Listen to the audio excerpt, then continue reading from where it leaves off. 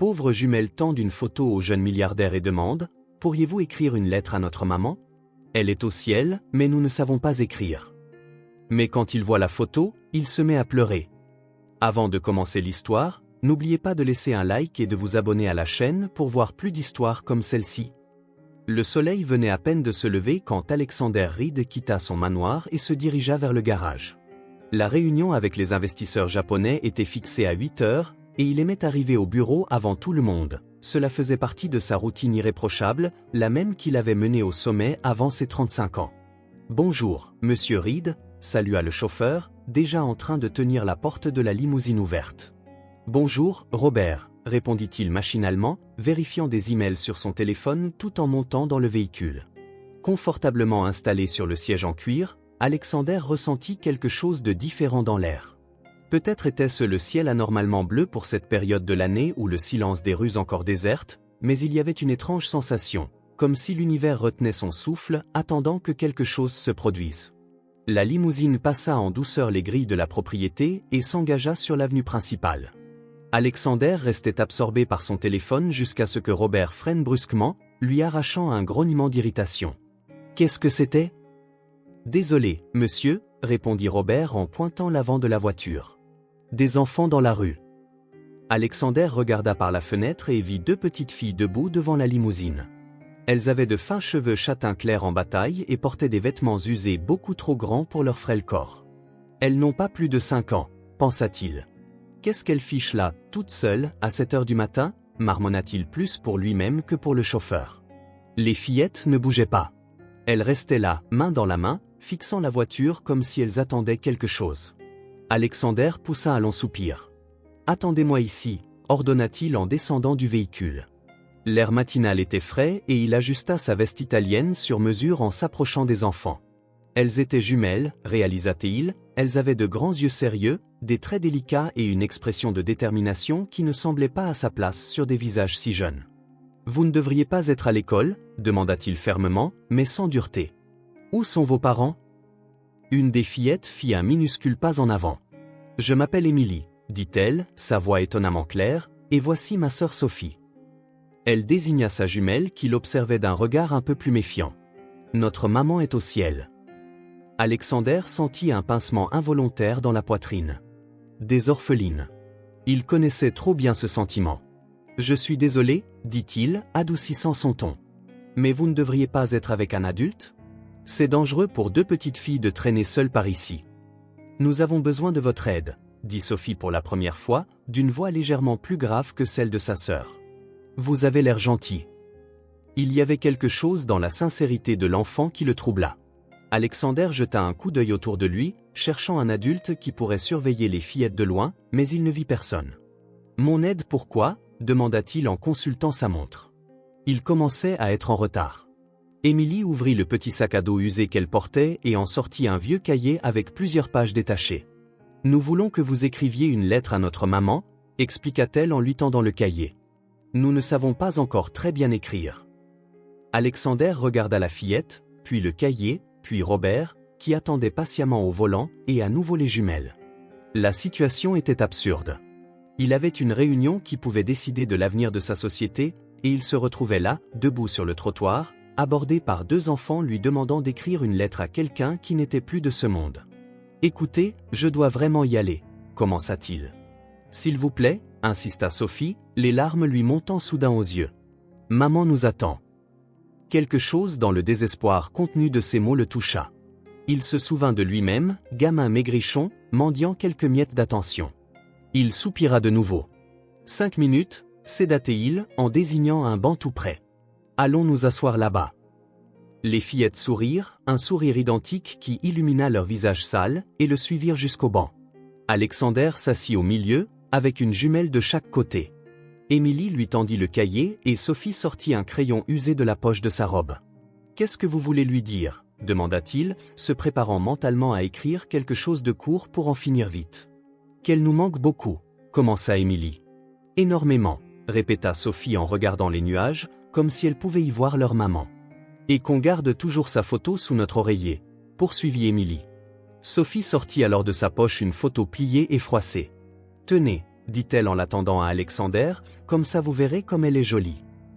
Alexander prit la photo par politesse, prêt à noter tout ce que les fillettes dicteraient. Mais lorsqu'il déplia le papier et que ses yeux se posèrent sur l'image, le monde sembla s'arrêter. C'était le visage d'une jeune femme aux cheveux châtain clair, comme les fillettes, arborant un sourire qu'il connaissait mieux que son propre reflet dans le miroir. Sarah. L'air quitta ses poumons comme s'il avait reçu un coup de poing. Ses mains se mirent à trembler, et avant qu'il ne puisse se retenir, une larme roula sur sa joue. Il l'essuya rapidement, mais ne put empêcher la boule qui se formait dans sa gorge. Sarah Morgan. Ça Sarah. Vous pleurez ? Demanda Emily en se penchant pour mieux voir son visage. Alexander ne parvenait pas à parler. Les souvenirs affluaient, Sarah partageant son déjeuner avec lui quand il s'enfuyait de chez lui, affamé, Sarah soignant ses blessures après les coups de son père, Sarah lui tenant la main lors de l'enterrement de sa propre mère, Sarah l'encourageant à accepter une bourse, même si cela signifiait partir. « Vous connaissiez notre maman ?» demanda Sophie, les yeux agrandis de surprise. Alexander déglutit et hocha la tête, toujours incapable de former un mot. « Nous étions, commença-t-il, la voix brisée, nous étions amis, il y a longtemps. » Les jumelles échangèrent un regard stupéfait, puis se rapprochèrent de lui, soudain curieuses. « Vraiment ?» s'exclama Emily, les yeux brillants. « Comment vous l'avez rencontré ?» Plus tard, répondit Alexander en repliant soigneusement la photo et en la rendant à Sophie. Le passé pouvait attendre.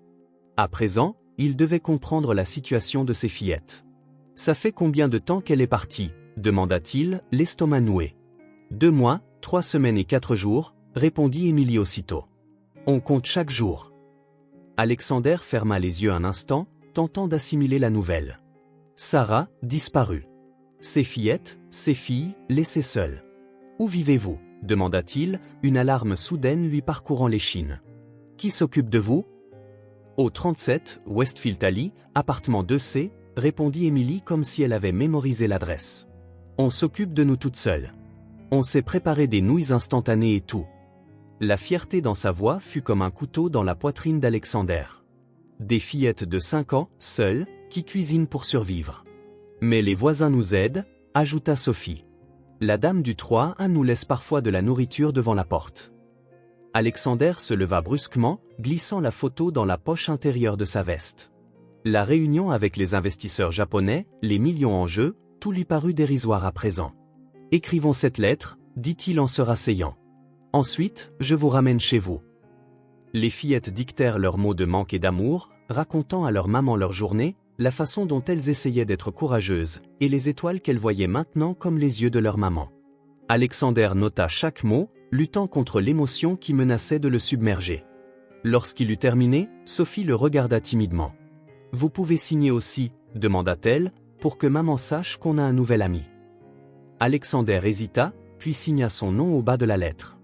Une nouvelle boule se forma dans sa gorge en songeant à toutes ces années passées sans donner de nouvelles à Sarah. S'il était resté en contact, peut-être serait-elle encore en vie. Peut-être que ses fillettes ne seraient pas seules. « Allons-y, » dit-il en se levant et en leur tendant la main.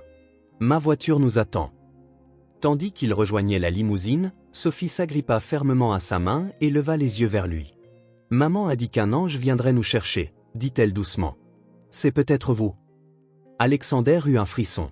Il n'était pas un ange, loin de là. Il n'était qu'un homme qui avait oublié son humanité dans la quête de la richesse et du pouvoir. Mais peut-être, juste peut-être, pouvait-il faire la bonne chose maintenant. « Je vais vous aider », promit-il en ouvrant la porte de la voiture pour elle. D'une façon ou d'une autre, tandis que les jumelles s'installaient sur les sièges en cuir, Alexander donna des instructions à Robert et envoya un message pour annuler la réunion. Certaines choses sont plus importantes que les affaires. Sarah le lui avait déjà appris, et à présent, à travers ses filles, elle semblait le lui apprendre de nouveau. La limousine s'arrêta devant un immeuble délabré de Westfield Alley. Alexander l'observa par la vitre, examinant la construction défraîchie, ses murs écaillés et ses fenêtres rafistolées avec du ruban adhésif. Un lieu où l'espoir semblait aussi rare que le confort. « C'est ici, » dit Emily en ouvrant déjà la porte de la voiture. « 3e étage, appartement 2C. » Alexander hésita. Une partie de lui voulait monter pour voir comment elle vivait, agir immédiatement. Une autre partie, peut-être la peur, peut-être la culpabilité, le retenait, cloué sur le siège en cuir. Vous êtes sûre que vous allez vous débrouiller toute seule, demanda-t-il en regardant les deux petites filles sauter sur le trottoir fissuré. Sophie hocha la tête en ajustant le sac à dos usé sur son épaule. On va toujours bien. Il y avait dans ses yeux une maturité qu'aucune fillette de 5 ans ne devrait avoir, le regard de quelqu'un qui a déjà trop perdu.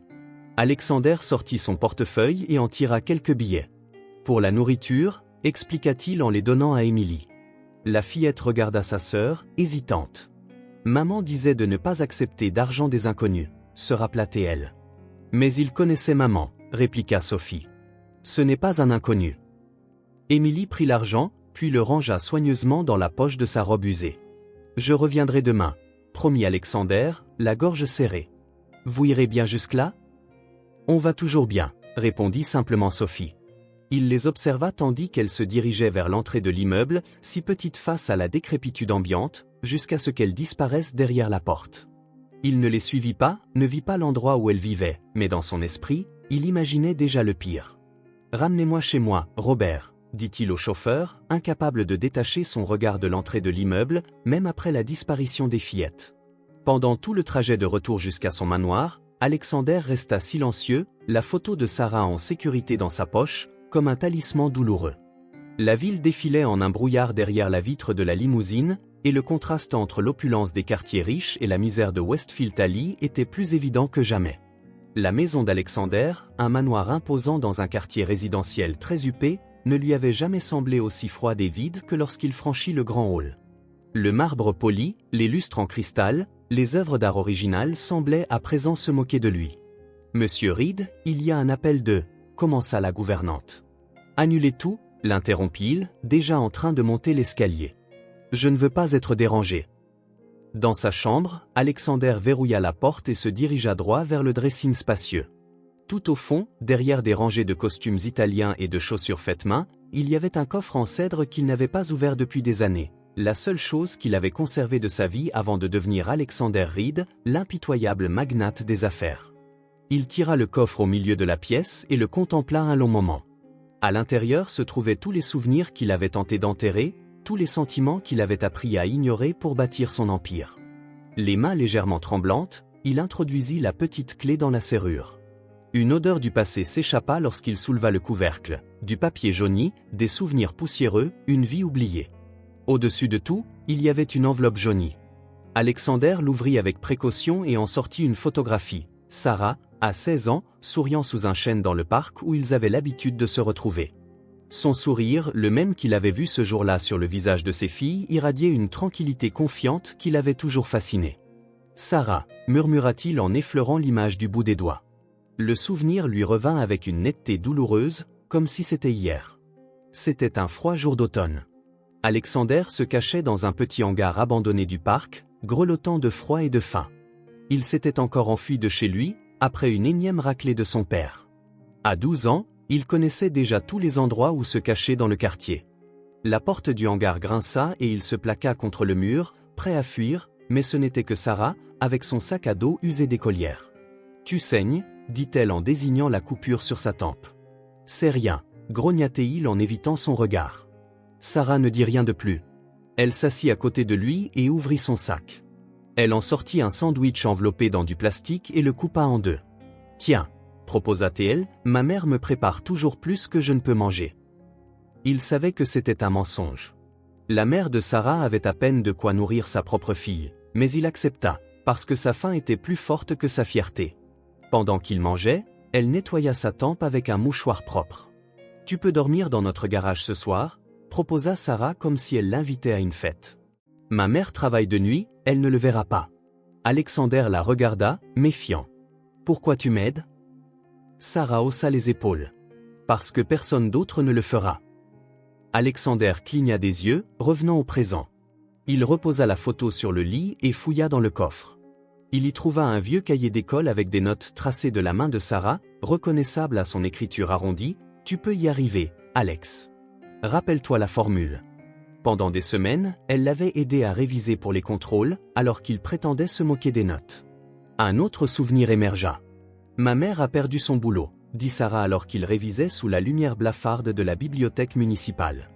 Ils avaient 15 ans et elle travaillait à mi-temps dans un petit restaurant après les cours. Ça va aller? Demanda Alexander, inquiet. Sarah haussa les épaules, mais il vit la peur dans son regard. On se débrouillera. Ce soir-là, il dormit sur le canapé de la minuscule maison de Sarah. Sa mère, elle, avait fini par accepter sa présence permanente après le 3e œil au beurre noir. Le lendemain, Alexander trouva un job de manutention au supermarché du coin.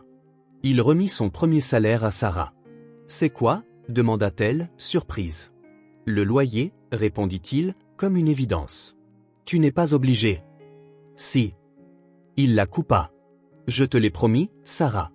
Je ne te laisserai jamais manquer de rien. » Alexander déglutit difficilement, le poids de la culpabilité lui pesant comme du plomb. Il avait 17 ans quand il avait fait cette promesse. À 18 ans, il avait obtenu une bourse d'études dans une université lointaine.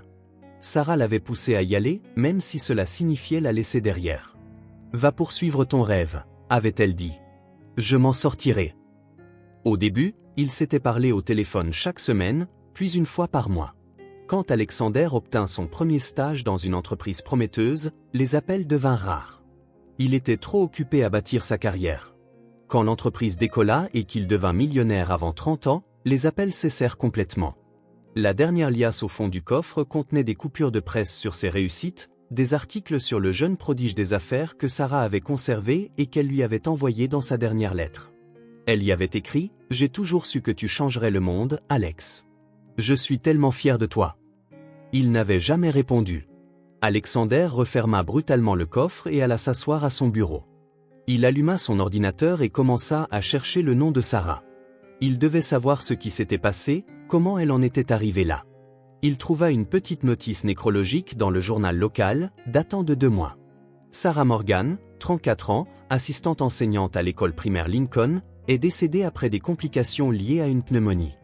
Elle laisse derrière elle des jumelles, Émilie et Sophie, 5 ans. Les fillettes sont provisoirement sous la garde de voisins, en attendant la décision des autorités. Une pneumonie, une maladie pourtant tout à fait soignable au XXIe siècle. Ses mains tremblaient tandis qu'il poursuivait ses recherches. Il trouva une page de collecte de fonds que Sarah avait créée, elle avait tenté de réunir l'argent nécessaire au traitement. « Il faut que je reste forte pour mes filles », disait la description. Elle espérait atteindre 25 000 $ pour l'hospitalisation et les médicaments spécialisés. Elle n'avait réuni que 3 000 $.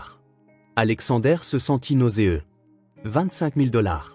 Ce qu'il dépensait lors d'un simple dîner d'affaires. Ce qu'il pouvait perdre lors d'un pari de golf un week-end. « Pourquoi tu ne m'as pas appelé, Sarah ?» murmura-t-il à la pièce vide. Mais il connaissait déjà la réponse. Parce qu'il était parti.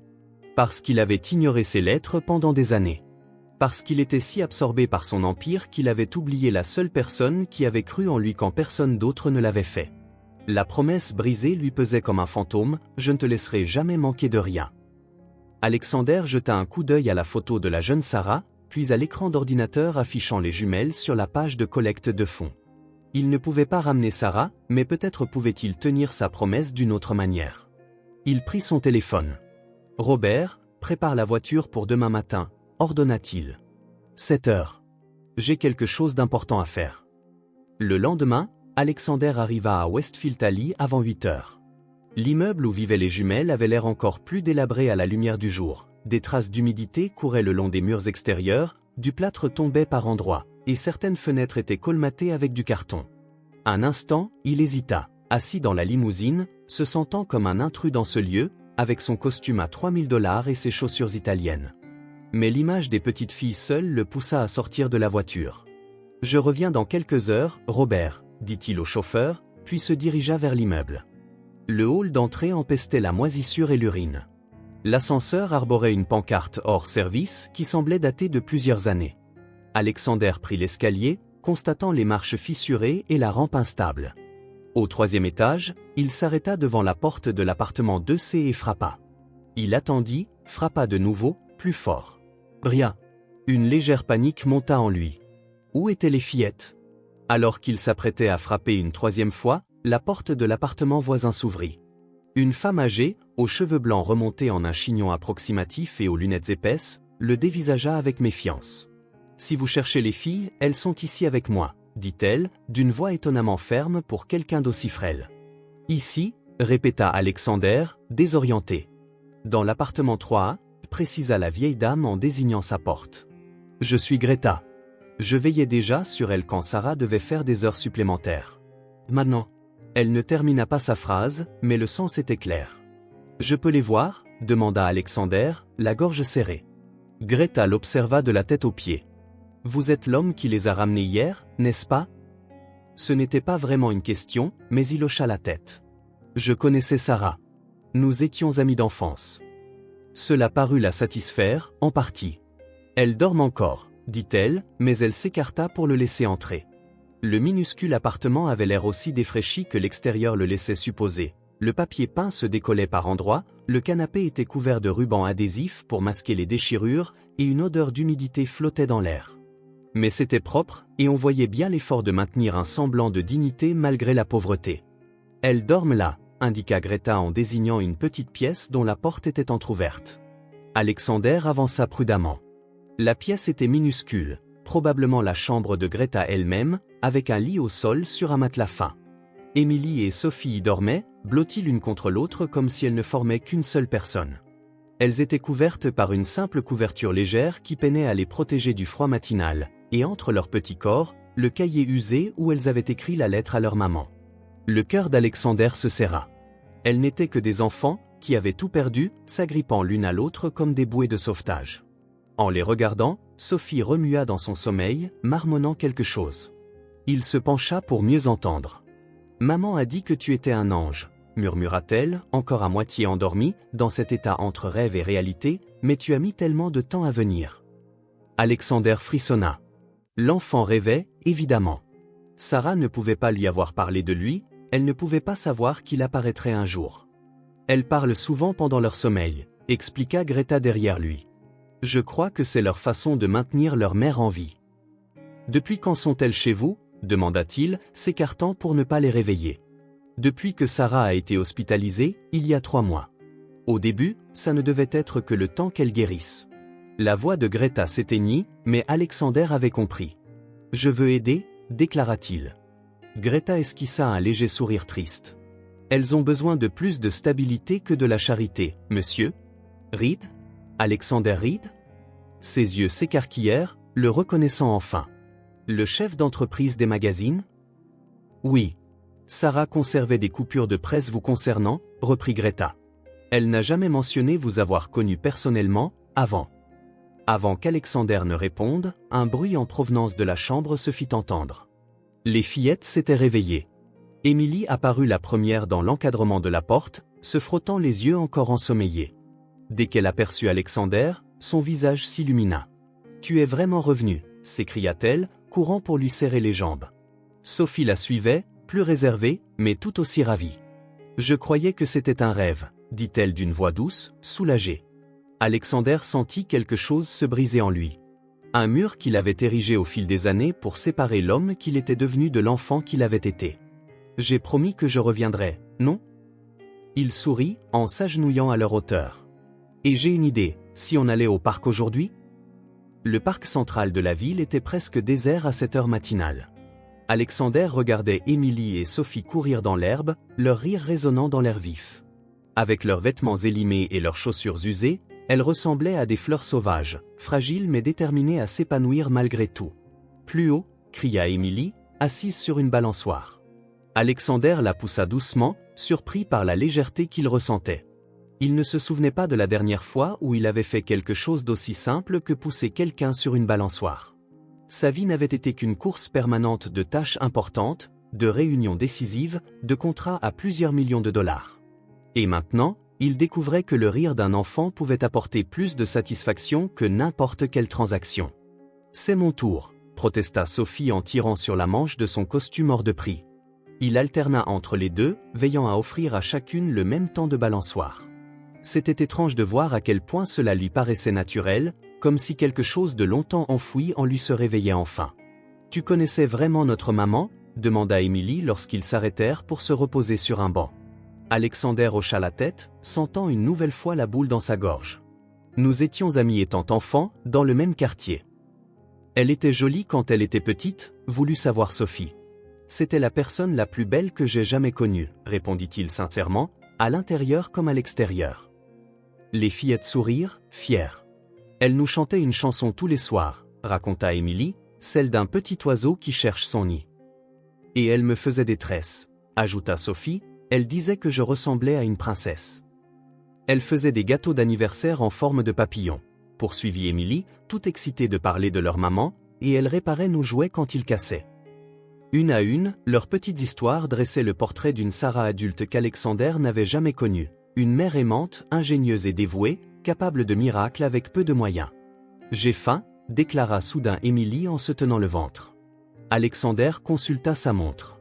Il était presque midi. « Allons manger quelque chose. » Il y avait un café chic de l'autre côté de la rue, mais les fillettes désignèrent un stand de hot-dog au milieu du parc. « Maman nous en achetait parfois », expliqua Sophie, les dimanches spéciaux. Alexander sourit et les emmena au chariot. Il commanda 3 hot-dogs bien garnis et des sodas, observant les fillettes manger avec appétit. Lui ne toucha presque pas au sien, se souvenant de l'époque où Sarah partageait son déjeuner avec lui. « Tiens, Alex.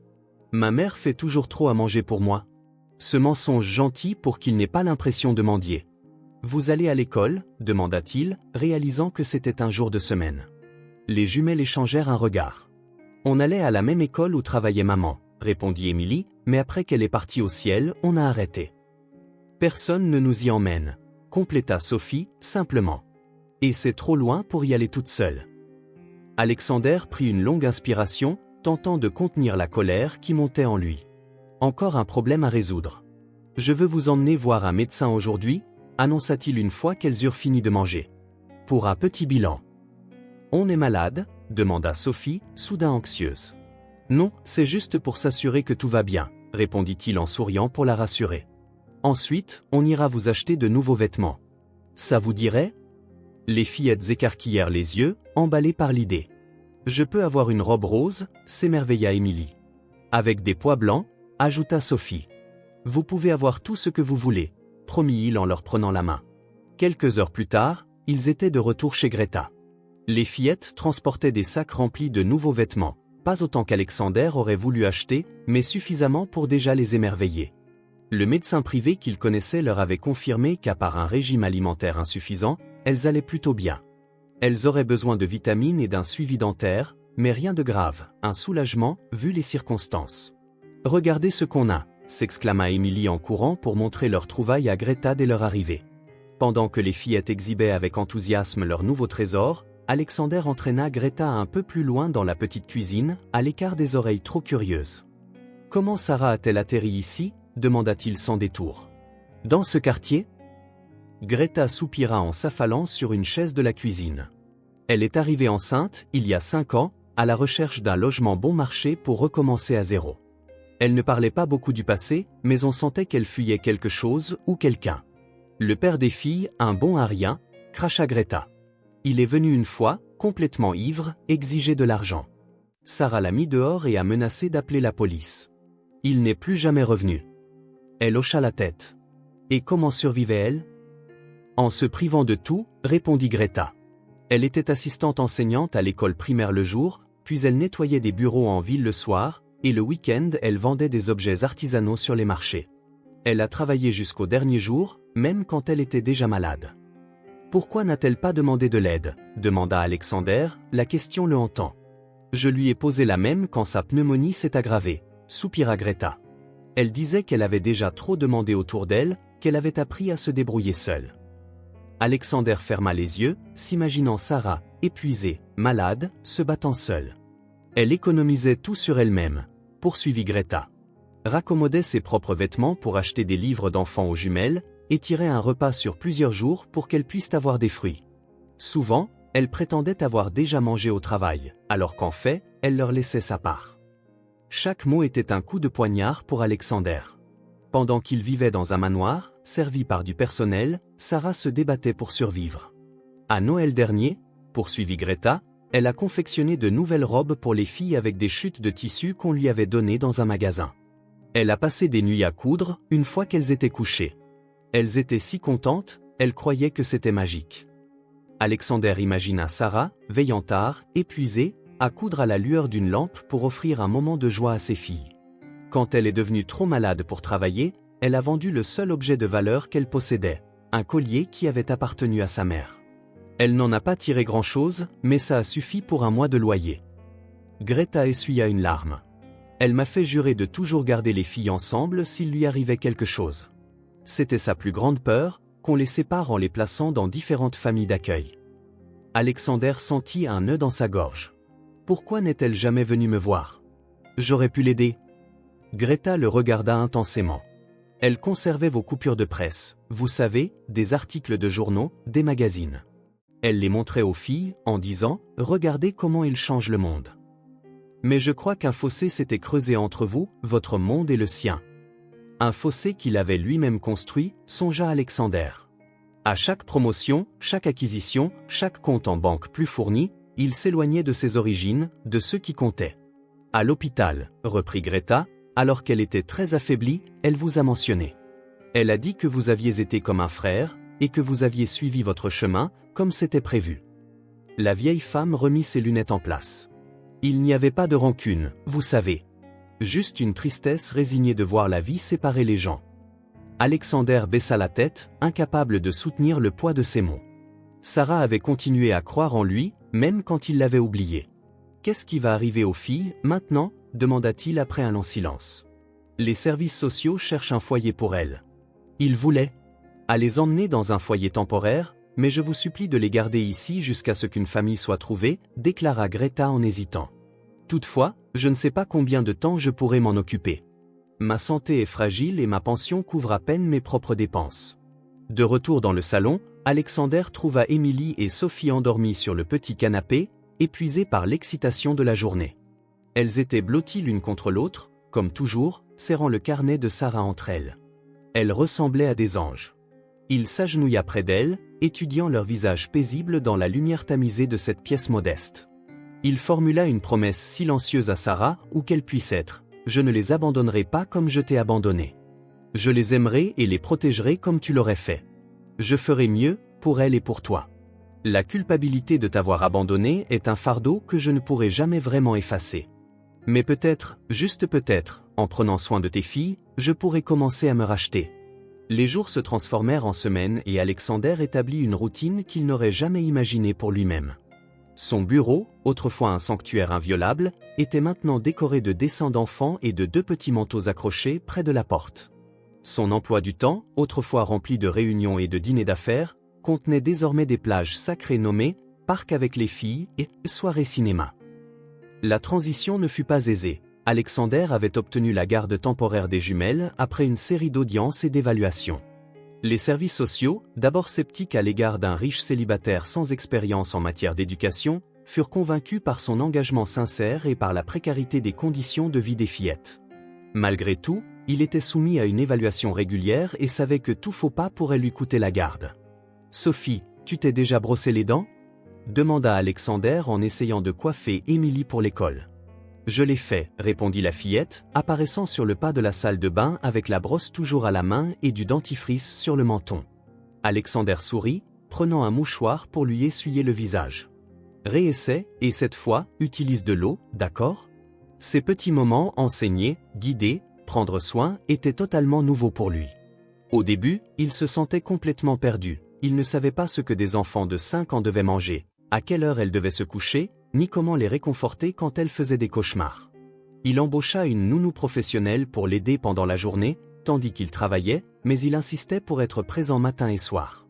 Il voulait être plus qu'un pourvoyeur, il voulait être une présence constante, comme Sarah l'aurait été. « Je peux emmener Monsieur Buton à l'école aujourd'hui » demanda Emily, serrant contre elle un ours en peluche usé qu'elle avait ramené de l'ancien appartement. « Ne sera-t-il pas trop seul dans ton sac » répondit Alexander, terminant la tresse de ses cheveux avec une habileté nouvellement acquise. Emily y réfléchit sérieusement. « Peut-être qu'il vaut mieux qu'il reste ici pour surveiller ton bureau. » Alexander sourit. C'était incroyable de voir à quel point les filles pouvaient se montrer matures à un instant, puis parfaitement enfantines l'instant d'après. « Prêt pour la journée, Monsieur Buton » demanda-t-il à l'ours, le plaçant en position de garde sur son bureau. Emily rit, ravie par le jeu. Pour Alexander, il était toujours surprenant de constater à quel point le son de ce rire pouvait combler des espaces vides dans son cœur, dont il ignorait l'existence. Le week-end, Alexander emmena les filles au parc avec leur nouveau vélo. Il en avait acheté un pour chacune, avec des petites roulettes, des casques et tout l'équipement de sécurité nécessaire. Les jumelles étaient aux anges, elles n'avaient jamais eu de vélo auparavant. Il faut garder l'équilibre, expliqua-t-il en tenant la selle du vélo de Sophie, qui pédalait avec incertitude. Voilà, c'est bien, continue. Ne lâche pas. Supplia-t-elle, les yeux grands ouverts de peur et d'excitation. Je ne lâcherai pas tant que tu ne te sentiras pas prête, promit-il. Émilie, toujours la plus audacieuse, était déjà quelques mètres plus loin, ses roulettes stabilisant son avancée hésitante. Regarde, Alex, je roule. Cria-t-elle, le visage rayonnant de fierté. Il sourit en entendant son nom. Les filles avaient commencé à l'appeler Alex au lieu de « Monsieur », signe que les barrières tombaient peu à peu. Pendant 1 heure, il courut de l'une à l'autre, leur apprenant à freiner, à tourner, à garder l'équilibre. Son pantalon de costume, très coûteux, se retrouva taché d'herbe aux genoux, et il avait depuis longtemps rangé sa cravate dans sa poche. Mais cela lui importait peu, la joie de les voir apprendre et remporter de petites victoires valait plus que n'importe quelle réunion d'affaires. Quand Sophie parvint finalement à pédaler toute seule sur quelques mètres sans tomber, le sourire sur son visage fut comme un rayon de soleil. « Je l'ai fait. Tu as vu ? Je l'ai fait. » « Oui, je t'ai vu, » applaudit Alexander, ressentant une fierté dont l'intensité le surprit. « Tu es incroyable, Sophie. » Sur le chemin du retour, les filles, épuisées mais heureuses, Alexander réfléchit à la façon dont sa vie avait changé. 3 mois auparavant, il aurait travaillé un dimanche, vérifiant des rapports ou négociant des contrats par téléphone. À présent, il avait de l'herbe sous les ongles et le cœur léger. Les soirées étaient devenues son moment préféré de la journée. Après le dîner, qu'il insistait à présent pour prendre avec les filles au lieu de rester seul dans son bureau, il avait instauré un rituel d'histoire du soir. « Quel livre lisons-nous ce soir ?» demanda-t-il, assis au bord du lit où les jumelles étaient déjà installées. Elles insistaient pour dormir ensemble, même si elles avaient chacune leur chambre. « Invente une histoire » réclama Émilie, les yeux déjà lourds de sommeil. « Sur quoi ?»« Un dragon » suggéra Sophie, qui devient amie avec une princesse, ajouta Émilie. Alexander sourit et se mit à inventer un récit sur un dragon solitaire vivant sur une montagne et une princesse courageuse qui, au lieu de le craindre, lui offrait son amitié. En la racontant, il réalisa qu'il s'agissait d'acceptation, d'appartenance et de famille, des thèmes qui dominaient désormais ses propres pensées. À la fin de l'histoire, Sophie dormait déjà profondément, mais Émilie luttait encore contre le sommeil. « Alex, murmura-t-elle, est-ce que tu vas rester avec nous pour toujours ?» La question le prit au dépourvu et il sentit un nœud se former dans sa gorge. « Je ferai tout ce que je peux pour rester avec vous. »« Oui. »« Promets, » insista-t-elle, les yeux se fermant. « Je promets. » Et cette fois, contrairement à la promesse qu'il avait faite à Sarah des années plus tôt, il était déterminé à la tenir. Émilie sourit et finit par s'abandonner au sommeil. Alexander resta là encore quelques minutes, regardant les 2 fillettes, si petites et vulnérables, et pourtant si fortes. Tout comme Sarah. « J'essaie de bien faire les choses, Sarah, » murmura-t-il dans le silence de la chambre. « J'espère que tu es fière. » Le mardi matin commença comme n'importe quel autre jour. Alexander préparait le petit déjeuner tandis que les filles s'habillaient pour l'école. Il avait appris à faire des pancakes, pas parfaitement, mais les jumelles semblaient apprécier ses efforts culinaires. Le téléphone sonna et il répondit distraitement, pensant qu'il s'agissait peut-être de son assistante au sujet de la prochaine réunion du conseil d'administration. Alexander Reed. « Alors c'est vrai » répliqua une voix rauque, légèrement pâteuse. « Le grand homme d'affaires joue les papas maintenant. Qui est à l'appareil » demanda Alexander, la main crispée sur le combiné. « Considérez-moi comme un père inquiet » rétorqua la voix avec sarcasme. « J'ai entendu dire que tu avais mes filles. » Alexander sentit son sang se glacer. Le père des filles ?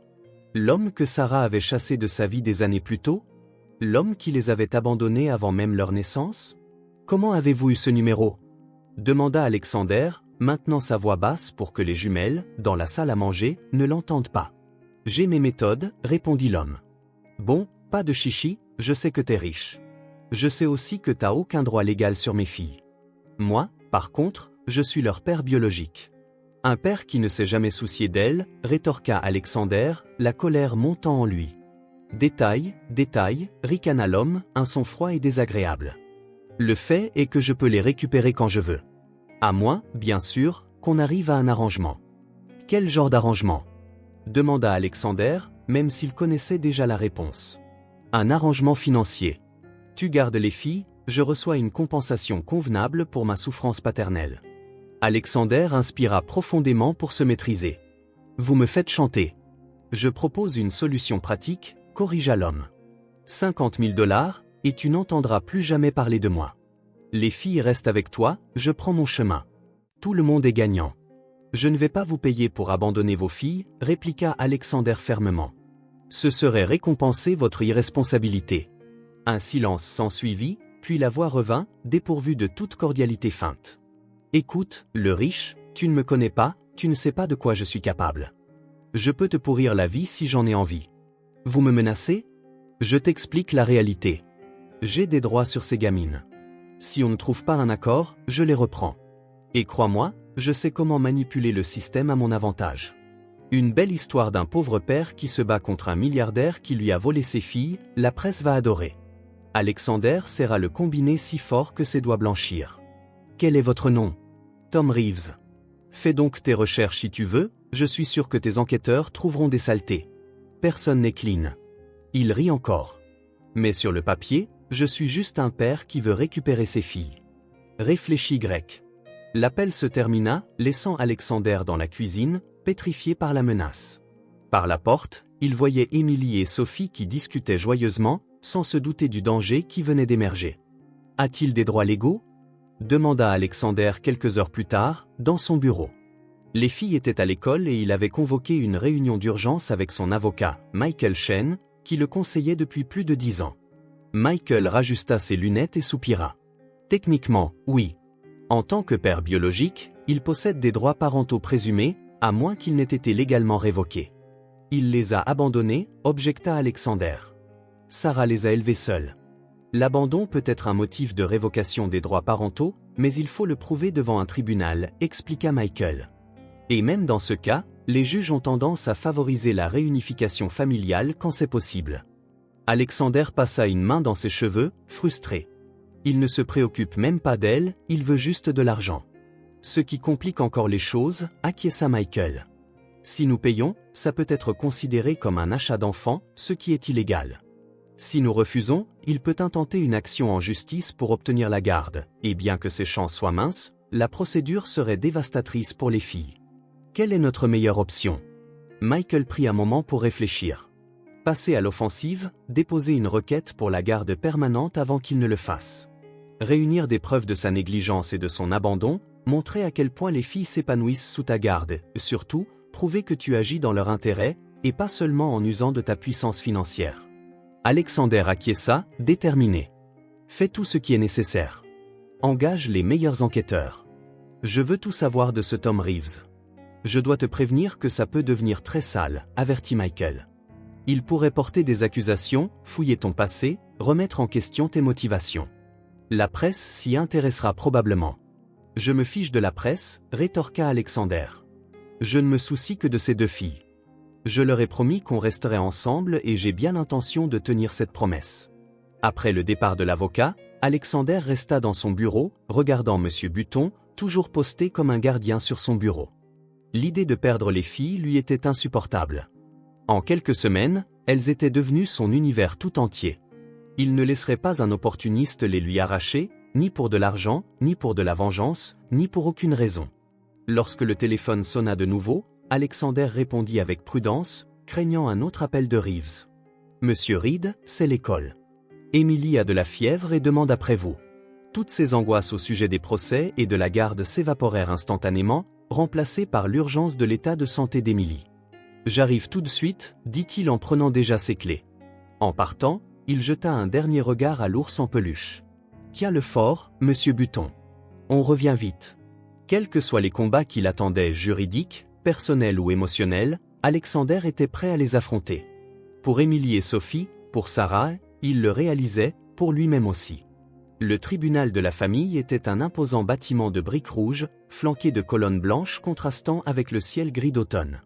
Ce matin-là, Alexander arriva 1 heure en avance, accompagné de Michael Shen et d'une équipe d'assistants transportant des dossiers méticuleusement classés, détaillant tous les aspects de sa vie avec les jumelles au cours des derniers mois. Alors qu'il avançait dans les couloirs en marbre poli, sous un plafond aux détails classiques, Alexander avait l'impression de se diriger vers sa propre exécution. Son cœur battait la chamade et sa cravate, pourtant parfaitement nouée, lui paraissait étouffante.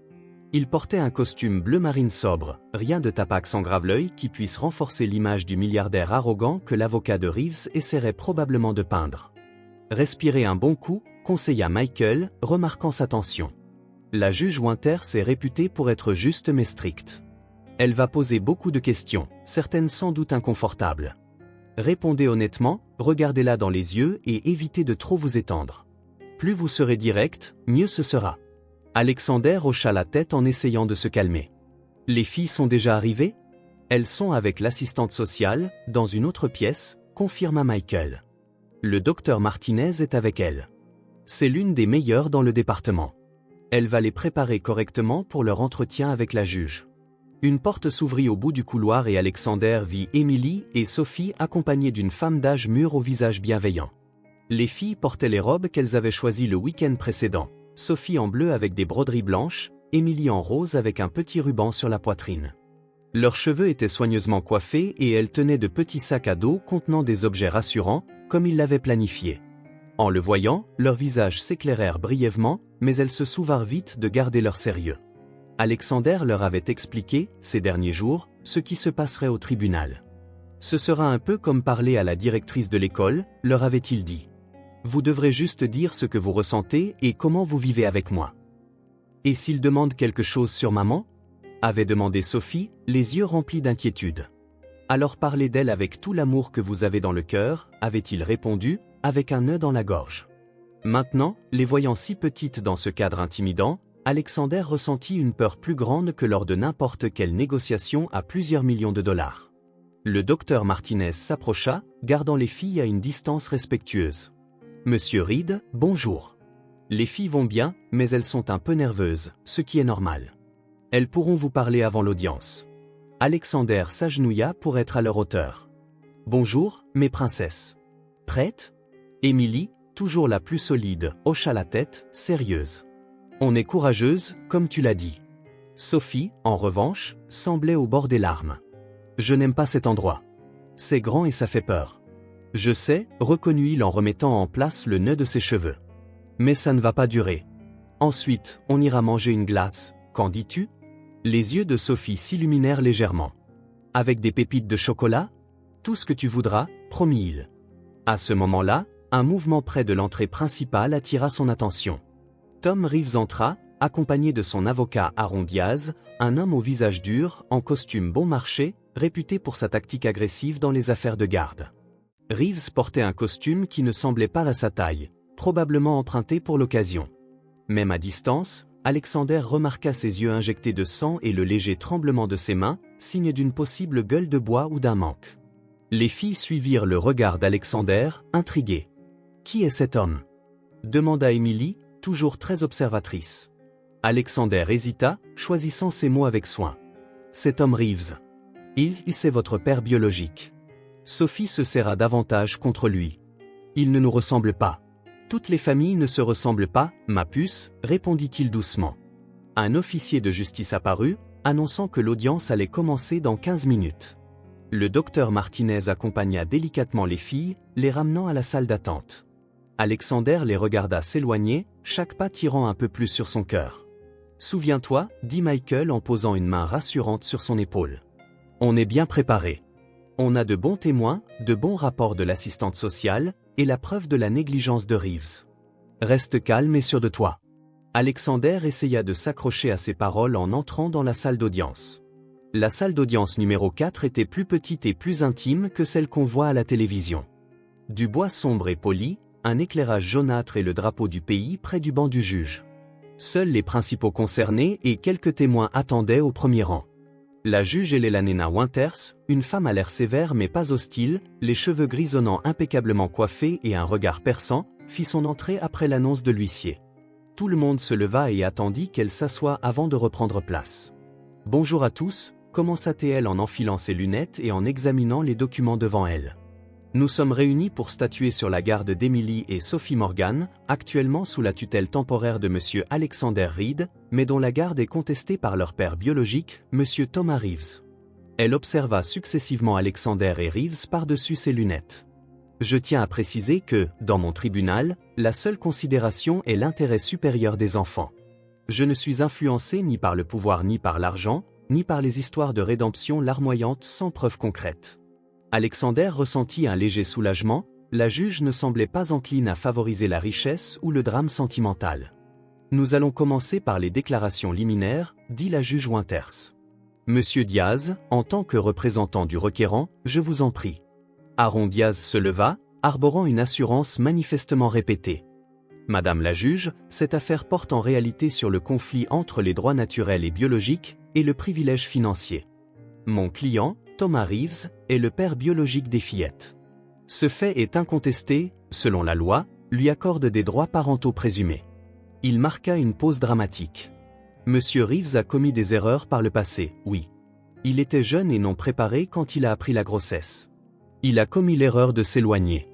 Mais aujourd'hui, il est là, prêt à assumer ses responsabilités, prêt à rencontrer ses filles, prêt à être le père qu'elles méritent. Diaz fit quelques pas en gesticulant. De l'autre côté, nous avons Monsieur Reed, un homme extrêmement riche et puissant, oui, mais totalement étranger aux fillettes jusqu'à il y a quelques mois. Aucun lien biologique, aucun lien légal, seulement une vieille amitié avec leur mère défunte. Il prit une voix grave, feignant la compassion. Nous ne remettons pas en cause ses intentions ou sa générosité, mais nous nous interrogeons, quelle est sa véritable motivation? La culpabilité? L'expiation? Une fantaisie philanthropique qui s'éteindra dès que la nouveauté sera passée? Alexander sentit la colère monter, mais il garda un visage neutre, comme Michael le lui avait conseillé. Monsieur Reed dispose de ressources immenses pour leur offrir un confort matériel, sans aucun doute, poursuivit Diaz. Mais des jouets coûteux et des écoles d'élite peuvent-ils remplacer l'amour naturel d'un père? La loi, dans sa sagesse, répond que non, à moins qu'on ne prouve que mon client est totalement inapte. Le droit naturel prime sur la commodité financière. D'un signe de tête à la juge, Diaz se rassit, l'air satisfait. Michael Chen se leva à son tour avec calme, ajustant ses lunettes. Son attitude contrastait avec la théâtralité de Diaz. Madame la juge, commença-t-il, cette affaire n'oppose pas la biologie et la finance, comme voudrait nous le faire croire la partie adverse. Il s'agit de l'intérêt supérieur de deux fillettes de 5 ans qui ont déjà subi la perte traumatisante de leur mère. Il ouvrit un dossier, en sortant quelques photos. Voici Émilie et Sophie il y a 3 mois, quand Monsieur Reed les a trouvées, et les mêmes fillettes à l'heure actuelle. Les photos furent transmises à la juge, révélant un contraste saisissant, avant, 2 petites filles maigres, en vêtements usés, l'air anxieux, après, les mêmes enfants souriantes, en bonne santé, avec des tenues appropriées et un air serein. Monsieur Reed ne leur a pas simplement offert la stabilité matérielle, poursuivit Michael. Il s'est entièrement investi pour leur créer un environnement sûr, aimant et stimulant. Il a réorganisé sa vie professionnelle, son temps, ses priorités. Il a instauré des routines saines, veillé à leur suivi médical et psychologique, les a réinscrites à l'école. Il a appris à leur tresser les cheveux, à leur raconter des histoires avant de dormir, à calmer leurs cauchemars. Michael sortit d'autres documents. Nous avons ici les rapports de leur école, les déclarations de leur psychologue et les évaluations de l'assistante sociale mandatée par le tribunal, attestant tous du lien fort et du développement positif des fillettes sous la garde de Monsieur Reed. Après un bref regard vers Reeves, Michael reprit. Quant à Monsieur Reeves, je demande à ce tribunal de prendre en compte ces faits, il a abandonné Sarah Morgan quand il a appris sa grossesse, il n'a pas versé un seul centime pour l'éducation des fillettes, il n'est réapparu qu'une seule fois en 5 ans ivre, réclamant de l'argent à la mère, et, plus révélateur encore, il ne manifeste de l'intérêt pour les enfants qu'après avoir découvert qu'elle vivait chez un homme fortuné. Reeves se tortilla sur son siège, tandis que Diaz prenait furieusement des notes. Madame la juge, conclut Michael, nous reconnaissons l'importance des liens biologiques, mais il est encore plus important de préserver le bien-être émotionnel et psychologique de 2 enfants qui ont enfin trouvé une stabilité après un deuil dévastateur. Arracher Émilie et Sophie au foyer qu'elles ont construit avec Monsieur Reed, pour les confier à un père qui n'a jamais fait preuve d'un intérêt sincère, constituerait une seconde tragédie pour elles. L'audience se poursuivit avec les témoignages. D'abord, l'assistante sociale désignée par le tribunal présenta son évaluation, décrivant la maison d'Alexander comme exceptionnellement adaptée, et ses interactions avec les filles comme naturellement affectueuses et attentives. Ensuite, l'enseignante des jumelles témoigna de leur progrès scolaire depuis leur arrivée chez Alexander. Elles étaient arrivées timides et craintives, et participaient désormais, souriaient, se faisaient des amis. Émilie lisait au-dessus de son niveau, et Sophie avait surmonté sa difficulté avec les chiffres. Greta, la voisine âgée qui s'était occupée des filles après le décès de Sarah, comparut en fauteuil roulant. Malgré sa fragilité physique, sa voix était forte lorsqu'elle décrivit la négligence de Reeves et la dévotion d'Alexander. Sarah a élevé ses filles toute seule, travaillant jusqu'à tomber malade, témoigna-t-elle en regardant directement Reeves. Où étais-tu quand elle avait besoin d'argent pour les médicaments des filles? Où étais-tu quand Émilie a eu une pneumonie à 3 ans et que Sarah passait des nuits blanches à son chevet? Puis elle tourna son regard vers la juge. Alexander Reed est arrivé dans la vie de ses fillettes comme une bénédiction. Pour la première fois, elles ont ce qu'elles méritent, pas seulement du confort matériel, mais quelqu'un qui se soucie vraiment d'elles. Reeves présenta alors son histoire de rédemption. Comment il avait combattu l'alcoolisme, comment il avait toujours pensé à ses filles, comment il avait aujourd'hui un emploi stable comme mécanicien et un modeste appartement, adapté aux enfants. J'ai fait des erreurs, madame la juge, lâcha-t-il, des larmes que Alexander soupçonnait d'être calculées coulant sur ses joues. Mais ça fait 6 mois que je suis sobre. Je veux rencontrer mes filles, leur montrer qu'elles ont un père qui les aime. Le seul témoignage en sa faveur fut celui du propriétaire du garage, confirmant sa ponctualité au cours des derniers mois et mentionnant que Tom parlait souvent de ses filles. Après une courte pause, ce fut au tour d'Alexander de témoigner. Il prit place là où on l'y invita, ressentant le poids de chaque regard posé sur lui. « Monsieur Reed, commença la juge, vous êtes un homme extrêmement occupé, avec des responsabilités professionnelles mondiales. Comment conciliez-vous cela avec l'éducation de 2 enfants en bas âge? » J'ai complètement réorganisé mes priorités, madame la juge, répondit-il en gardant les yeux dans les siens. J'ai délégué une grande partie de mon travail, refusé les voyages internationaux et instauré des horaires stricts pour être présent dans la vie des filles. J'ai aménagé mes journées pour prendre le petit déjeuner avec elles, les emmener à l'école quand c'est possible, et je suis toujours là pour le dîner et l'histoire du soir. Et quand vous aurez inévitablement besoin de voyager? J'ai engagé une nounou hautement qualifiée, madame Bennett, que les filles adorent. Mais je limite mes déplacements au strict nécessaire, et toujours sur de courtes distances qui me permettent de rentrer le jour même. La juge consulta ses notes. Vous n'avez aucune expérience préalable avec des enfants, n'est-ce pas? Pas d'enfants à vous, pas de neveux ni de nièces? Non, madame la juge, mais j'ai appris vite, répondit-il avec un léger sourire. J'ai découvert que les cadres d'entreprise pouvaient beaucoup apprendre de fillettes de 5 ans sur ce qui compte réellement dans la vie. La juge le scruta un instant. Monsieur Reed, répondez en toute honnêteté, quelle est votre vraie motivation pour vouloir la garde de ces filles? La culpabilité de ne pas avoir aidé leur mère? Une promesse que vous lui aviez faite autrefois? Votre désir tardif d'avoir une famille? Alexander sentit que c'était la question cruciale. Il prit une profonde inspiration. Au départ, c'est vrai, j'étais motivé par une dette envers Sarah. Elle m'a aidé quand j'en avais le plus besoin, et je n'étais pas là quand elle avait besoin de moi. Je ressens un profond regret que je porterai toute ma vie. Il marqua une pause. Mais tout a changé quand j'ai rencontré Émilie et Sophie. Elles ne sont pas une obligation ou un moyen de me racheter. Ce sont des petites filles extraordinaires qui ont transformé ma vie d'une façon que je n'aurais jamais imaginée. La vérité, madame la juge, c'est que je les aime. Je ne peux plus imaginer ma vie sans elles. Vint alors le moment qu'Alexander redoutait, la juge demanda à s'entretenir en privé avec les filles. Émilie et Sophie furent amenées, l'air trop grave pour des enfants si jeunes. Alexander leur adressa un sourire encourageant tandis qu'elle suivait la juge dans son bureau. Les 20 minutes qui suivirent furent les plus longues de sa vie. Assis sur un banc dur, incapable de se concentrer sur les paroles de Michael, il ne pouvait penser qu'à ce qui se passait derrière cette porte close. Les filles comprenaient-elles bien les questions? Avaient-elles peur? Parlaient-elles ouvertement de leurs sentiments?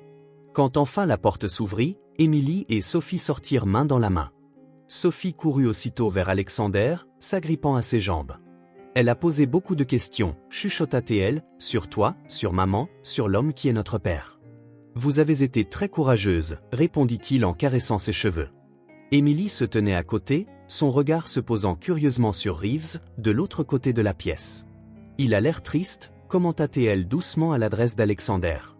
Certaines personnes portent beaucoup de tristesse à l'intérieur, répondit-il, sans trop savoir comment expliquer toute la complexité.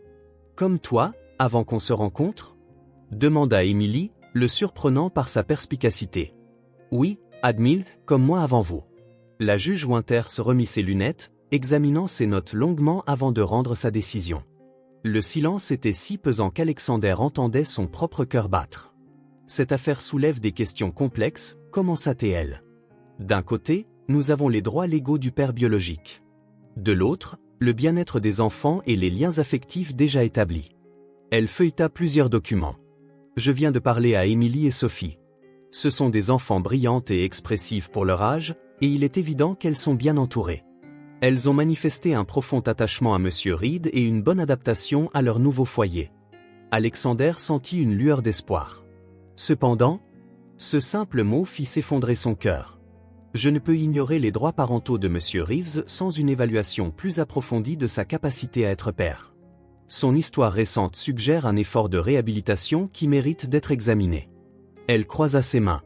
Je dois aussi tenir compte du fait que, malgré les meilleures intentions et l'excellent travail de Monsieur Reed, il n'existe aucun lien légal ni biologique avec ses enfants. Son lien avec leur défunte mère, bien que significatif, ne lui accorde pas automatiquement des droits de garde. Reeves eut un léger sourire de triomphe, tandis qu'Alexander sentait le sol se dérober sous ses pieds. Au vu de tous ces éléments, ma décision préliminaire est la suivante, déclara la juge. Pendant que nous poursuivons nos investigations, y compris une évaluation approfondie de l'aptitude de Monsieur Reeves et des expertises psychologiques complètes, les fillettes seront placées temporairement dans un foyer d'accueil neutre. Un foyer spécialisé dans les prises en charge transitoires. Non, s'écria Alexander, incapable de contenir sa réaction, se levant malgré lui.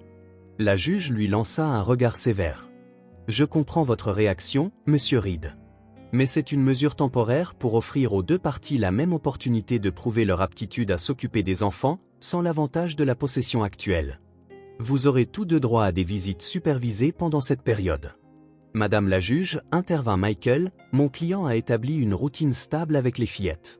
Les retirer brutalement va leur causer un traumatisme inutile. Je suis d'accord pour dire que la transition doit être gérée avec prudence, répondit la juge.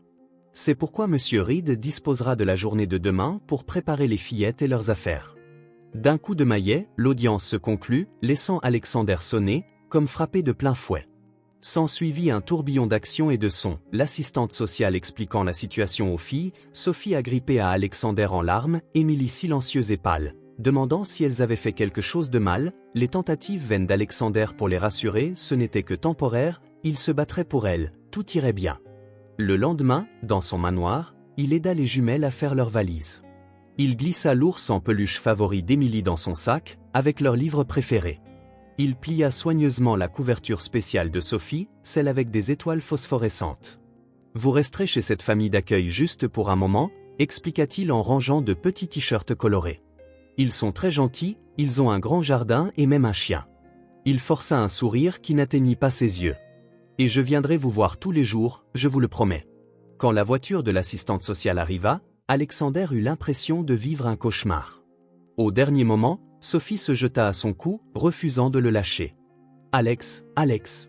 sanglotait-elle. « S'il te plaît, viens avec nous. »« Je ne veux pas y aller. »« Je viendrai te voir demain, » promit-il en retenant ses propres larmes. « Chaque jour, c'est juste pour un petit moment. »« Promis ?» demanda Émilie en tenant la main de sa sœur, la seule à conserver un peu de contenance. « Je le promets. » Il força un autre sourire. « Soyez courageuse comme votre maman l'était, souvenez-vous. » Les filles hochèrent la tête au milieu de leurs larmes, puis elles montèrent dans la voiture, le regardant à travers la vitre, leurs petites mains appuyées contre la vitre, leurs visages remplis de confusion et de perte.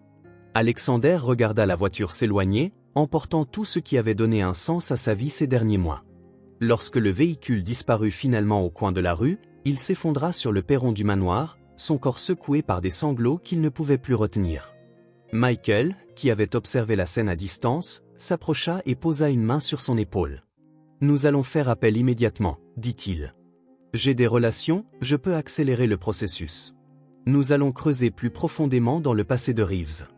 Il y a quelque chose de louche dans son histoire de soudaine rédemption. » Alexander releva la tête, les yeux rouges mais animés d'un nouveau feu. « Fais tout ce qu'il faudra. Je ne perdrai pas ces filles. »« Tu ne les as pas laissées tomber, » dit Michael, comme s'il lisait dans ses pensées. « Ce n'est qu'un revers temporaire. Nous nous battrons et nous gagnerons. » Alexander se redressa, essuyant son visage et redressant les épaules. Il avait failli à Sarah, oui, mais il ne faillirait pas à ses filles. Pas cette fois. J'irai les voir demain, annonça-t-il, la voix retrouvant de la fermeté. Et en attendant, je veux tout savoir sur Tom Reeves. Chaque détail, chaque mensonge. Parce que cette fois, Alexander Reed ne romprait pas sa promesse, même s'il devait déplacer ciel et terre pour la tenir. Les 2 semaines qu'Emily et Sophie passèrent chez les Foster furent les plus longues de la vie d'Alexander. Malgré les visites quotidiennes autorisées par le tribunal, la douleur de les voir dans un environnement étranger et de devoir leur dire au revoir chaque jour le déchirait. Les filles s'adaptaient mieux que lui, les enfants ont une résilience remarquable. Pourtant, il voyait la tristesse dans leurs yeux au moment de son départ. Pendant ce temps, Michael Shen travaillait sans relâche, cherchant tout ce qui pourrait aider leur cause. L'enquête sur Tom Reeves avançait lentement, avec quelques découvertes inquiétantes, mais rien de suffisamment concluant pour une victoire définitive au tribunal. La veille de l'audience finale, Alexander reçut un appel inattendu de Michael. « Nous avons trouvé quelque chose », annonça l'avocat, dont la voix habituellement calme était pleine d'urgence. « Ou plutôt quelqu'un nous a trouvés. J'ai besoin que tu viennes immédiatement au cabinet. » Alexander atteignit le grand immeuble de bureaux en un temps record.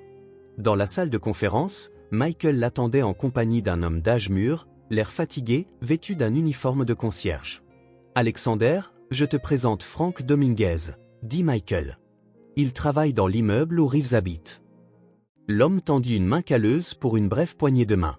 Il avait des cernes marquées et une expression inquiète. « Monsieur Dominguez est venu nous voir après avoir lu l'article de journal sur l'affaire, » expliqua Michael. « J'ai vu la photo des fillettes, » dit Frank, parlant avec un léger accent hispanophone. « Je les ai reconnues.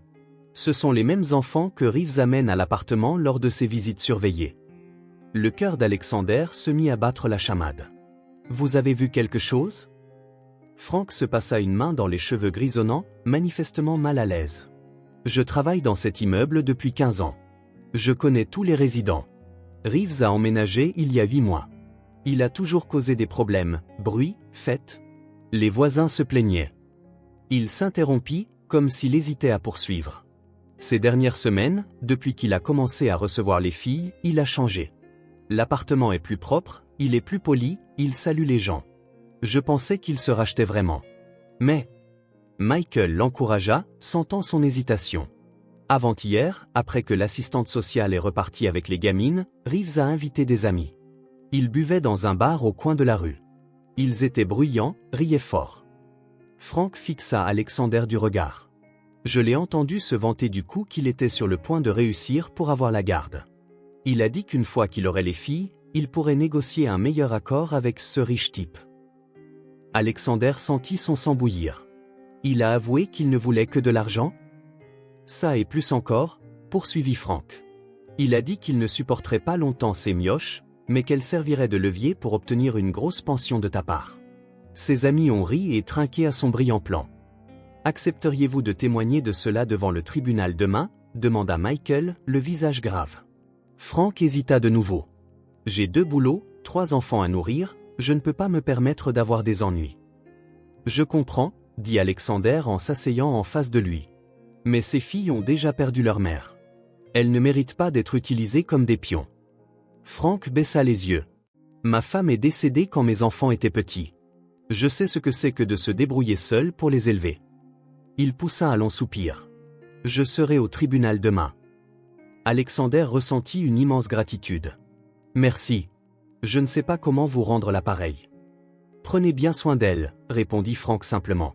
C'est le meilleur remerciement. Après le départ du concierge, Michael rassembla rapidement quelques documents. C'est exactement ce dont nous avions besoin. Un témoin indépendant pour révéler les véritables intentions de Reeves. Est-ce que ce sera suffisant ? Demanda Alexander, laissant poindre l'espoir. Combiné au rapport favorable sur ta garde et aux preuves circonstancielles déjà recueillies contre Reeves, je le crois. Pour la première fois depuis des jours, Michael sourit. Mettons tout en ordre pour demain. Le vent tourne, Alexander. Le jour de l'audience finale se leva sous un ciel exceptionnellement bleu, comme si l'univers voulait marquer un renouveau. Alexander arriva tôt au tribunal, le cœur tiraillé entre l'espoir et la crainte. Dans le couloir, il croisa les Foster, le couple qui s'occupait temporairement des filles. « Comment vont-elles » demanda-t-il, anxieux. Madame Foster sourit gentiment. « Elles sont impatientes de te voir. Elle demande depuis ce matin quand tu vas arriver. Ce sont des enfants merveilleux, ajouta M. Foster. Celui qui aura leur garde aura beaucoup de chance. Alexander les remercia d'avoir pris soin des jumelles. Malgré la douleur de la situation, il était rassurant de savoir qu'elles étaient entre de bonnes mains durant cette transition. Michael arriva, suivi de Frank, qui avait l'air nerveux dans son costume emprunté. Tout est prêt. Il témoignera au début de l'audience. La salle d'audience paraissait plus petite et plus étouffante que la dernière fois. Alexander remarqua que Reeves semblait excessivement sûr de lui, chuchotant à l'oreille de son avocat et riant parfois. Cette assurance le déstabilisa. L'homme croyait-il vraiment qu'il allait gagner ? Veuillez vous lever pour l'honorable juge Elena Winters, annonça l'huissier. La juge entra, aussi sérieuse que d'habitude, et la séance commença. Après les formalités initiales, Michael demanda à inclure un nouveau témoignage. Votre honneur, Monsieur Frank Dominguez est le concierge de l'immeuble où réside Monsieur Reeves. Il dispose d'informations récentes et cruciales pour cette affaire. La juge accepta et Frank fut appelé à la barre. Il était hésitant au début, mais gagna en assurance au fil de son récit. Il parla du comportement habituel de Reeves dans l'immeuble, les plaintes récurrentes de voisins à cause du bruit et des fêtes nocturnes, puis la conversation choquante qu'il avait entendue. Il a clairement dit que les filles n'étaient qu'un moyen de soutirer de l'argent à M. Reed, conclut Frank. Il les a traitées de mioches et a trinqué à son plan brillant avec ses copains. Le visage de Reeves pâlit. Son avocat tenta de discréditer le témoignage, suggérant que Frank avait un grief personnel ou qu'il avait mal interprété une plaisanterie entre amis. « Monsieur Dominguez, interrogea Diaz, vous n'aimez pas mon client, n'est-ce pas? Vous avez déjà eu des problèmes avec lui? Je n'ai rien contre lui personnellement, répliqua Frank, honnêtement. Je n'aime simplement pas qu'on se serve d'enfants. J'ai 3 gosses moi-même, je sais à quel point un foyer stable est important. La juge demanda ensuite à Reeves de répondre à ces accusations. Visiblement déstabilisé, il nia tout, mais sa posture défensive et ses explications confuses ne firent que renforcer la crédibilité de Frank. Michael saisit l'occasion pour présenter d'autres preuves, des rapports de voisins sur des fêtes bruyantes chez Reeves, y compris une il y a 2 semaines, contredisant ses affirmations de sobriété, des relevés de cartes de crédit montrant des achats d'alcool et une photo récente de lui sortant discrètement d'un bar. La juge observait attentivement, se penchant en avant, les yeux plissés pour examiner les preuves. Après tous les témoignages, elle annonça une suspension de 30 minutes pour examiner les nouvelles informations. Alexander resta immobile pendant que la salle se vidait temporairement. Michael serra son épaule en signe de soutien silencieux. « Nous avons fait tout ce qui était en notre pouvoir, dit l'avocat. Maintenant, nous attendons. » Quand la juge Winters revint, le silence retomba. Alexander entendait son propre cœur battre. Cette cour accorde la plus haute importance à la vérité, commença-t-elle, d'une voix claire et ferme. Et la vérité qui a émergé ici aujourd'hui est profondément troublante. Les preuves indiquent fortement que M. Reeves ne cherche pas la garde par amour paternel, mais par intérêt financier. Elle tourna quelques pages dans ses notes avant de continuer. À la lumière du témoignage de M. Dominguez, combiné aux autres éléments de preuve, cette cour annule sa décision précédente. La garde temporaire d'Emily et Sophie Morgan est attribuée à M. Alexander Reed, en attendant une enquête plus approfondie sur la conduite de M. Reeves. Alexander ferma les yeux, un immense soulagement le submergeant presque. Michael lui serra le bras, un large sourire aux lèvres. En outre, poursuivit la juge, les droits de visite de M. Reeves sont suspendus jusqu'à la fin de cette enquête et jusqu'à ce qu'une nouvelle audience ait lieu. Elle jeta un regard sévère à Reeves, qui semblait hébété. Cette cour ne tolérera pas que des enfants soient utilisés comme instruments d'extorsion. Si ces allégations se confirment, vous pourriez faire l'objet de poursuites pénales pour tentative d'extorsion. D'un coup de marteau, l'audience se termina. Reeves quitta la salle rapidement, suivi de son avocat furieux. Alexander resta assis un instant, réalisant ce qui venait de se produire. « Nous avons gagné », dit Michael en souriant. « Du moins cette bataille. »« Merci », parvint à articuler Alexander, en serrant la main de Frank, qui semblait tout aussi soulagé. « Je n'aurais pas pu y arriver sans vous. »« Va chercher tes filles », répondit le concierge avec un sourire fatigué. « Elles t'attendent. » La salle d'attente où Emily et Sophie se trouvaient avec les Foster s'illumina au moment où Alexander entra. Pendant une seconde, il resta sur le pas de la porte, observant les deux petites silhouettes assises sur un canapé, leurs jambes ne touchant pas le sol, avec des dessins étalés sur la table devant elle. Alex. Sophie fut la première à le remarquer, son visage s'illuminant de joie. Elle sauta du canapé en courant vers lui. Émilie leva la tête de son dessin, et un sourire, plus lent mais tout aussi radieux, apparut sur son visage.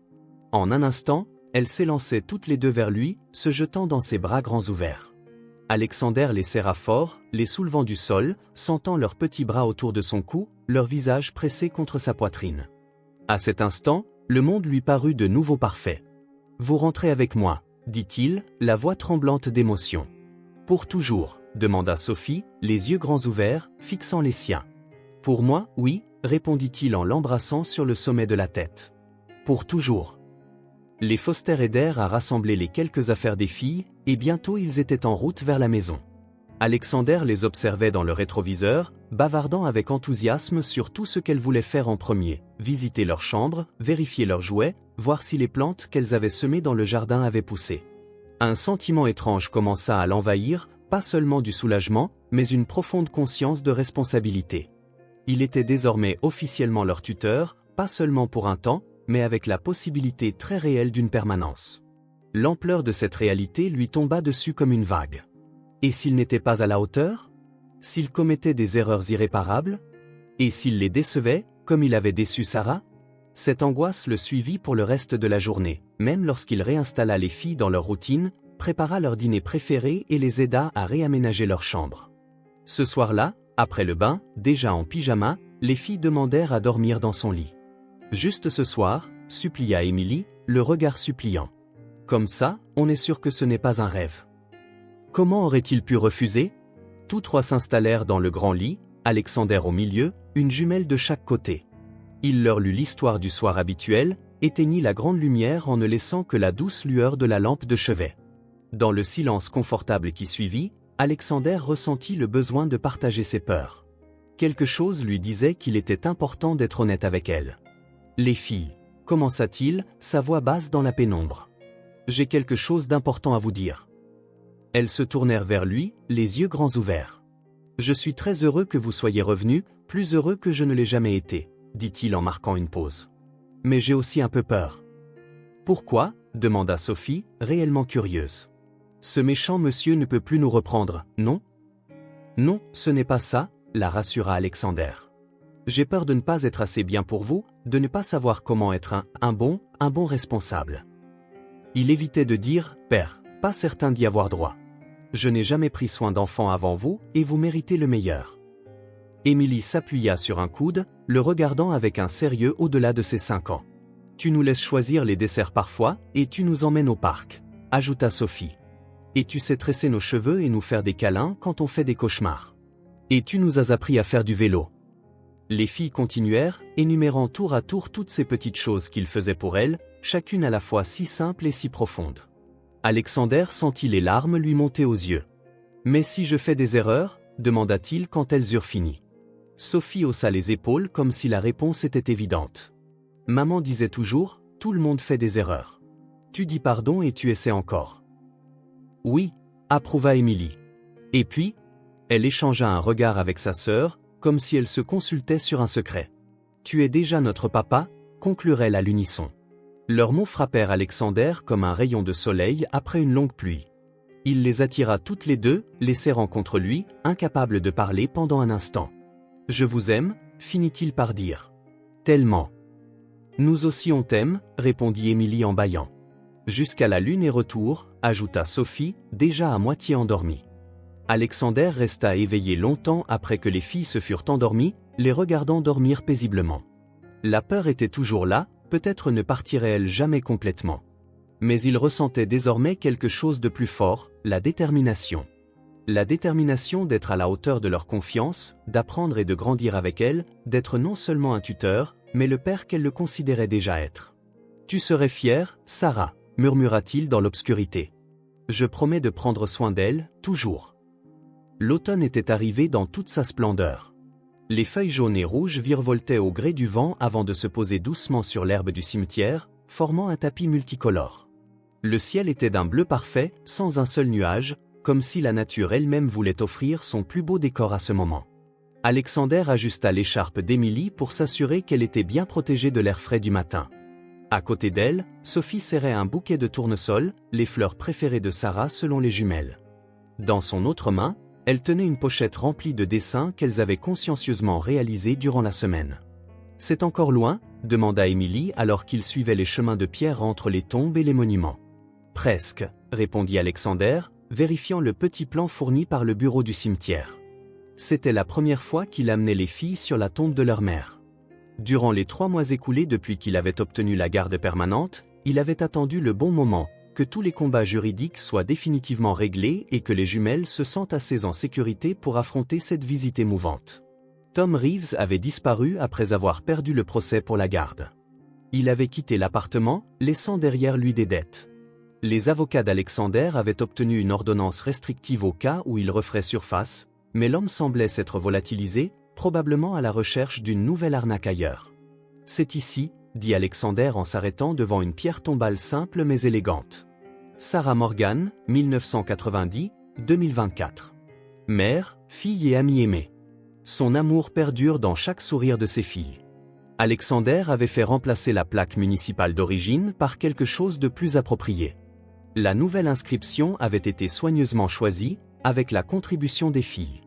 Sophie s'avança la première, s'agenouillant pour déposer les tournesols dans le petit vase au pied de la stèle. « Bonjour maman », dit-elle doucement. « On t'a apporté tes fleurs préférées. » Émilie resta un peu en retrait, l'air sérieux. Alexander ressentit son hésitation et posa doucement une main sur son épaule, en guise de soutien silencieux. « Ça va ?» lui murmura-t-il. « On peut simplement rester ici, si tu veux. » Émilie secoua la tête, prenant son courage à 2 mains, et avança pour se placer à côté de sa sœur. « Ça fait longtemps qu'on ne t'a pas vue, maman, » finit-elle par dire, « mais on pense à toi tous les jours. » Alexander sentit un nœud dans sa gorge. Il avait répété dans sa tête les mots qu'il voulait dire à Sarah, ce qu'il voulait partager. Mais maintenant qu'il se tenait là, devant sa tombe, avec ses filles à ses côtés, tout lui paraissait dérisoire. « Les filles, » dit-il après un moment, « j'ai écrit une lettre pour votre maman. Vous voulez l'entendre ?» Les jumelles acquiescèrent et s'assirent sur le petit banc de pierre installé près de la tombe. Alexander sortit une enveloppe de sa poche, l'ouvrit avec précaution et déplia une feuille de papier écrite à la main. « Chère Sarah, » commença-t-il, la voix étonnamment stable malgré l'émotion. « Cela fait tant d'années que nous n'avons pas parlé. Trop d'années. Quand nous étions jeunes, tu m'as sauvé de bien des façons que je ne pourrais jamais énumérer. Tu m'as donné à manger quand j'avais faim, un toit quand je n'avais nulle part où aller, et de l'espoir quand tout semblait perdu. » Il marqua une pause, jetant un coup d'œil aux filles, qui l'écoutaient attentivement. « J'avais promis de ne jamais te laisser tomber, mais j'ai rompu cette promesse. Je me suis construit une vie de réussite et j'ai oublié la personne qui l'avait rendue possible. Je n'ai aucune excuse pour cet abandon, seulement un regret profond que je porterai toujours en moi. » Sophie tendit la main et prit celle d'Émilie, un geste instinctif de solidarité face à ces mots qu'elle ne comprenait peut-être pas entièrement, mais dont elle ressentait l'importance. « Le destin, ou peut-être ta main invisible, a guidé tes filles vers moi. Émilie et Sophie m'ont appris ce qui compte vraiment dans la vie. Grâce à elles, j'ai redécouvert des parties de moi que j'avais oubliées. La capacité de rire sans retenue, de m'émerveiller devant de petites choses, d'aimer sans condition. » Alexander inspira profondément avant de poursuivre. « Maintenant, j'ai une nouvelle promesse à faire. Je ne faillirai plus. Je promets de prendre soin de tes filles comme si elles étaient les miennes. En fait, dans mon cœur, elles le sont déjà. Je promets de les élever avec les valeurs qui t'étaient chères, la gentillesse, le courage, l'intégrité et la générosité.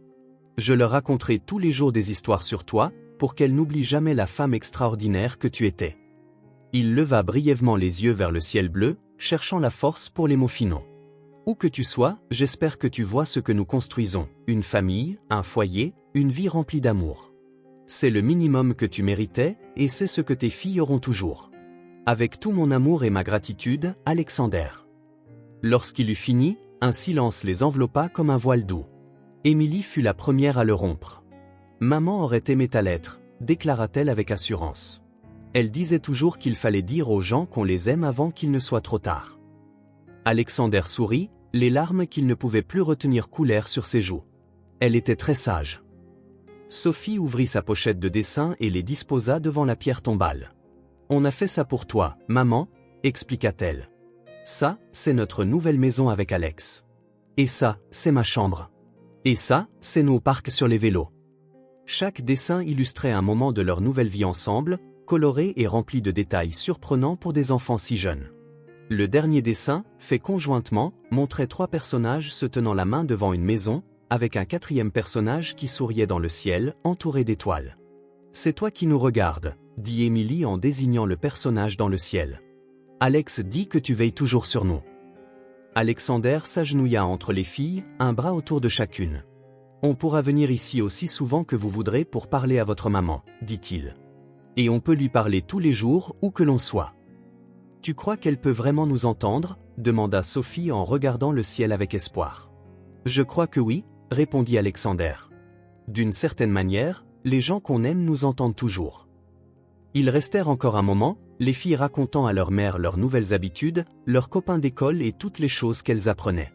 Alexander les écoutait avec admiration, stupéfait de la facilité avec laquelle elles s'exprimaient, comme si Sarah était vraiment là, en train de les écouter.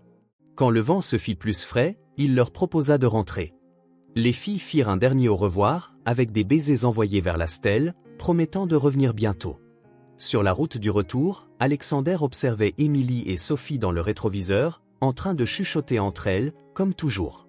La visite au cimetière avait été émotionnellement intense, mais aussi étrangement libératrice, comme si un cercle venait enfin de se refermer. Alors qu'ils roulaient sur l'avenue bordée d'arbres menant au manoir, Alexander songea à tout ce qui avait changé ces derniers mois. La maison qui représentait jadis uniquement son succès financier s'était métamorphosée. Peu après avoir obtenu la garde permanente, il avait fait venir des architectes et des décorateurs pour repenser les espaces. « Moins musée, plus maison », avait-il demandé. « Je veux que ce soit un endroit où des enfants peuvent courir, jouer et grandir heureux. » La transformation était remarquable. Le salon, autrefois dominé par du mobilier de designer et des pièces d'art hors de prix, comportait désormais des canapés confortables en tissu résistant aux taches, une grande table basse pour que les filles puissent dessiner et faire des puzzles, et des étagères basses remplies de livres et de jeux pour enfants. La cuisine gourmet, dont il ne se servait presque jamais avant, était devenue le cœur de la maison. Alexander avait appris à cuisiner des plats simples que les filles aimaient, et le dimanche, ils préparaient des crêpes tous ensemble, remplissant l'air de rire et de farine inévitablement éparpillées partout. L'ancien bureau du rez-de-chaussée, jadis un sanctuaire intouchable, était désormais une salle de jeux et d'études colorées. La moitié de la pièce accueillait des étagères, une petite table et des chaises pour les devoirs, l'autre moitié abritait des jouets, une maison de poupées sur mesure inspirée du manoir, et un coin lecture douillet avec des coussins de sol. Même sa chambre avait changé. Les jumelles y apparaissaient fréquemment les week-ends au petit matin, sautant sur le lit et réclamant des histoires. Peu à peu, des livres pour enfants, de petits jouets et même des dessins encadrés avaient investi cet espace autrefois minimaliste.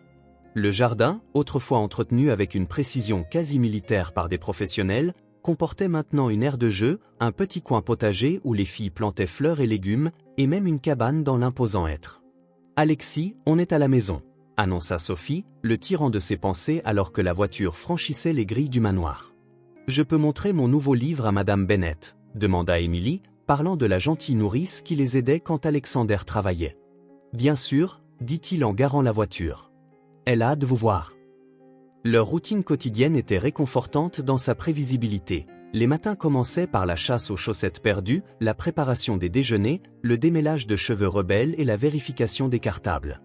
Alexander avait complètement réorganisé son emploi du temps professionnel. Il avait délégué beaucoup de responsabilités, refusé de longs déplacements et aménagé un bureau chez lui pour travailler pendant que les filles étaient à l'école. Il tenait à aller les chercher lui-même dès qu'il le pouvait. L'adaptation à l'école n'avait pas été sans heurts. Émilie, plus sociable, s'était fait des amis assez vite. Sophie, plus réservée, avait mis plus de temps à se sentir à l'aise. Alexander découvrit les réunions parents-profs, les projets scientifiques de dernière minute et le monde social complexe des enfants de 5 ans. La semaine précédente, en pleine réunion importante, Émilie avait appelé depuis l'école avec un mal de ventre. Alexander avait mis fin à la réunion sans hésiter, stupéfiant les cadres qui le connaissaient comme un homme d'affaires intraitable. « Ma fille a besoin de moi », avait-il simplement dit, réalisant en prononçant ces mots à quel point son univers avait changé. Le manoir, jadis silencieux, résonnait désormais des bruits de la vie, rires, parfois pleurs, musiques enfantines, le bruit précipité de deux fillettes pleines d'énergie et leurs conversations sans fin dans un langage privé qu'elles étaient les seules à comprendre. Alexander remonta la couverture sur les filles, puis sortit de la chambre sur la pointe des pieds. Dans le couloir, il s'arrêta devant un cadre photo. Sarah, à 16 ans, souriante à l'ombre d'un arbre. À côté, une photo récente des jumelles sur la balançoire du jardin, arborant le même sourire lumineux que leur mère. Pour la première fois de sa vie d'adulte, Alexander Reed eut le sentiment d'être exactement là où il devait être, faisant ce qu'il devait faire. L'empire financier qu'il avait bâti, les éloges professionnels, tout cela semblait désormais secondaire. Son vrai trésor dormait dans la pièce voisine, respirant doucement, rêvant à leurs aventures du lendemain. « On va bien, Sarah », murmura-t-il en regardant la photo. « Tes filles grandissent, fortes et heureuses, et moi, j'apprends enfin ce qui compte vraiment. » En se dirigeant vers sa propre chambre, Alexander repensa au parcours extraordinaire qu'il avait mené ici, d'enfant maltraité à homme puissant mais seul, et maintenant père, car c'était bien ce qu'il était, au-delà des documents officiels, apprenant chaque jour ce que signifie l'amour inconditionnel.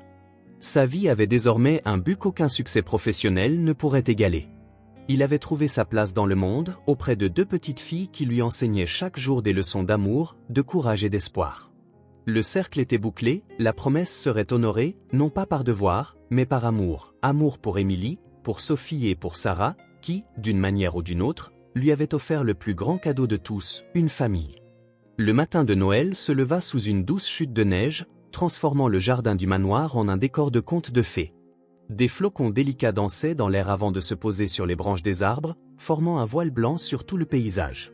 La lumière du matin se reflétait sur la neige, inondant la maison d'une lueur presque magique. Alexander se réveilla au son de rires étouffés et de petits pas qui approchaient de sa chambre. Il fit semblant de dormir tandis que la porte s'ouvrait lentement et que deux paires de pieds nus avançaient sur la moquette. « Tu crois qu'il est réveillé » chuchota Emily. « Je ne sais pas » murmura Sophie. « On dirait qu'il dort encore. »« On attend ?»« Mais je veux voir sa tête quand il ouvrira notre cadeau. » Alexander retint un sourire en les écoutant comploter. Ces derniers jours, les filles s'étaient comportées de façon très secrète, échangeant des regards entendus et s'enfermant pendant des heures dans une pièce avec des panneaux interdiction d'entrée. Madame Bennett, la nourrice, semblait complice, les aidant à rassembler du matériel et à détourner l'attention d'Alexander au bon moment. 1, 2, 3. Comptèrent-elles ensemble, puis elles bondirent sur le lit. Joyeux Noël, Alex. Il ouvrit les yeux, feignant la surprise, et les accueillit dans un double câlin.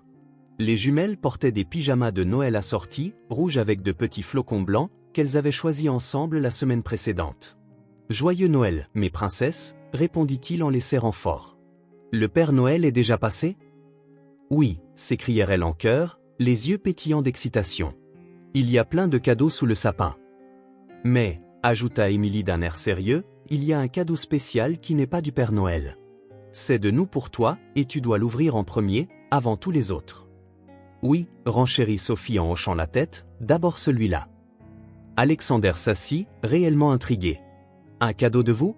J'ai hâte de voir ça. Sophie courut jusqu'à la porte et revint avec un paquet rectangulaire enveloppé dans du papier rouge brillant, un peu froissé sur les bords et recouvert de bouts de scotch. Indéniablement le travail des jumelles elles-mêmes. Emily arrangea les oreillers pour qu'Alexander puisse s'asseoir confortablement. Tu dois lire la carte d'abord, ordonna-t-elle, en lui tendant une enveloppe couverte d'autocollants colorés.